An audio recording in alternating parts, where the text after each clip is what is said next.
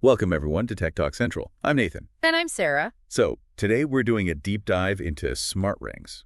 We're looking at two of the big players right now, the Samsung Galaxy Ring and the Oura Ring 4. Yeah, these are getting really popular. Tiny little things on your finger giving you all sorts of health and wellness info. Exactly. Yeah. And if you're maybe thinking about getting one, you want to know, what's the deal? Which one's better? Right. So our mission here is to unpack the main features, look at what actual users are saying, the good and the bad, to help you figure out which, if either, might be the right fit for you. Okay, let's kick things off with the Samsung Galaxy Ring.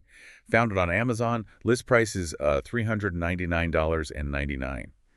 Almost $400. Though interesting, there are used ones starting around $214. Yeah. Key things they highlight: AI features. You get a sizing kit when you first buy it, which is good. Always helpful for rings. And this is a big one. No app subscription fees. That seems like a major selling point. Oh, definitely. That's a huge differentiator right off the bat compared to Aura, which we'll get to.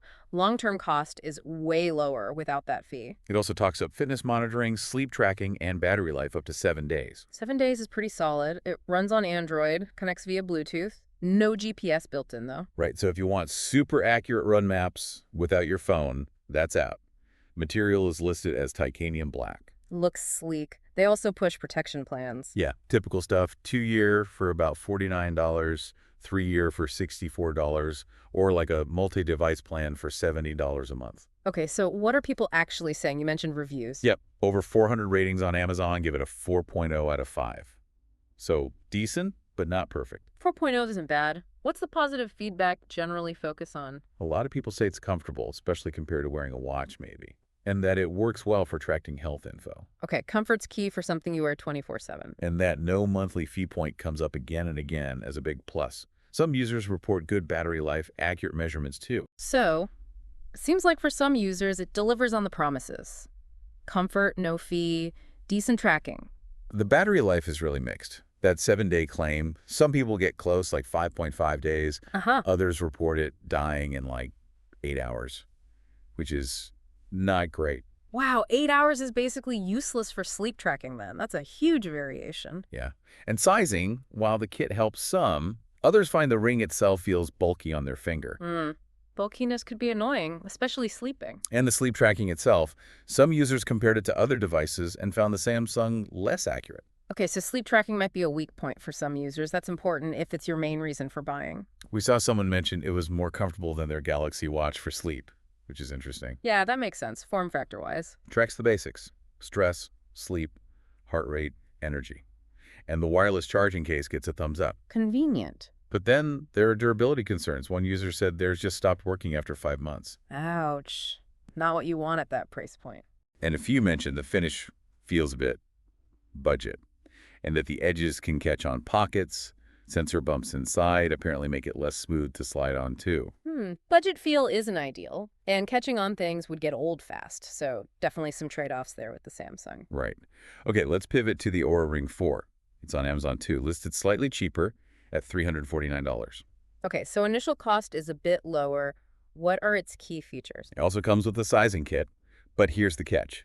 First month of their Oura membership is included, then it's $5.99 a month, or about $70 a year. Ah, there it is, the subscription model. That's the big difference we flagged earlier. So cheaper upfront, but potentially more expensive over time. Exactly. Oura claims it tracks over 30 biometric sleep, activity, stress, heart health, even women's health stuff. 30 metrics sounds quite comprehensive, more detailed perhaps. Seems like it. They also talk about smart sensing tech that adapts to you and claim up to 8 days of battery life. 8 days.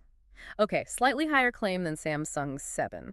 Designed for 247 wear, water resistant, works with both iOS and Android. Yeah, wider compatibility there. And integrates with over 40 other apps, apparently. Plus, it might be HSAFA eligible, which could be a perk for some. Good points. Protection plans similar. Yep. 2-year for about $41, 3-year for $52, and the same multi-device option. And the user reviews, how does Aura stack up? It scores a bit higher, 4.3 out of 5 stars. And that's from way more reviews, over 2,600. Okay, 4.3 from that. Many people suggest generally more positive sentiment, maybe? Seems that way. People often praise the detailed health info. Many find the sleep tracking very accurate, good ring quality, comfortable. Accuracy in sleep tracking is a big one for many people looking at these. And lots of users do report good, long battery life. So, sounding pretty positive on the core functions. Any common complaints? Well, sizing again. Some find it runs larger than expected, even compared to standard ring sizes, or the previous Oura 3 model. So even with a kit, getting the fit right might be tricky. And there are reports of functionality issues, too. Rings just stopping working for some people. Reliability concerns there too then. Not Yeah. good. And yeah, that subscription fee definitely comes up in discussions about value for money. Is the extra data worth the ongoing cost? That's the $1 million, well, the $6 a month question, isn't it? Pretty much. Battery life, like Samsung, is also mixed despite the 8-day claim. Some get maybe a week, others only 3-4 days. So neither ring seems to consistently hit its maximum advertised battery life for all users. Good to know. We saw specific comments about people feeling they really understood their sleep better or the impact of exercise using Oura. Suggests the app and the insights it provides are maybe a strong point, even with the fee. Could be. Many find it comfy, some even more than an Apple Watch. But yeah, we saw a report of one dying after just 3 weeks. 3 weeks? Wow, that's definitely not okay. And a cosmetic thing, the stealth color, apparently can scratch easily, revealing shiny silver underneath. So durability of the finish might be an issue depending on the color choice. So lots to digest there. If someone's trying to choose between them, what are the absolute key differences to focus on? Okay, number one, absolutely, is the subscription. Samsung, none. Aura. Yes, after month one, that impacts total cost significantly. Big financial difference over a year or two. It's huge. Number two, platform. Galaxy Ring is currently Android-focused. Aura works with both iOS and Android, so your phone matters. Right. Easy choice if you're only on iOS right now, I guess. For now, yeah. Third, battery life claims versus reality. Both claim multiple days, but user reviews are all over the place for both. Don't bank on hitting the max number consistently. Good advice. Temper expectations there. Fourth, design and comfort. Aura generally gets more praise for being sleek and comfortable. Some find the Samsung a bit bulkier. Maybe those sensor bumps are noticeable. If you're sensitive to how things feel, especially overnight, that could sway you. Definitely. Fifth, data depth. Both track core stuff. Aura claims more metrics and its app is often highlighted for deeper analysis, but you pay for that depth via the subscription. So it's like free basic tracking with Samsung versus potentially deeper insights for a recurring fee with Aura. Pretty much sums it up. And finally, the initial price is similar, but remember that Aura subscription adds up quickly, making it the pricier option long-term. So bottom line, it really comes down to your priorities. Subscription tolerance is massive. Yep. And your phone OS, how much you value super sleek design versus maybe a slightly chunkier feel, and whether you want the most data possible or if the basics are enough. And weigh those user reviews about battery life variability and potential durability issues for both models. Exactly. Think about which ring's strengths and maybe potential weaknesses align best with what you actually need and want from a smart ring. Well said. And of course, prices can change.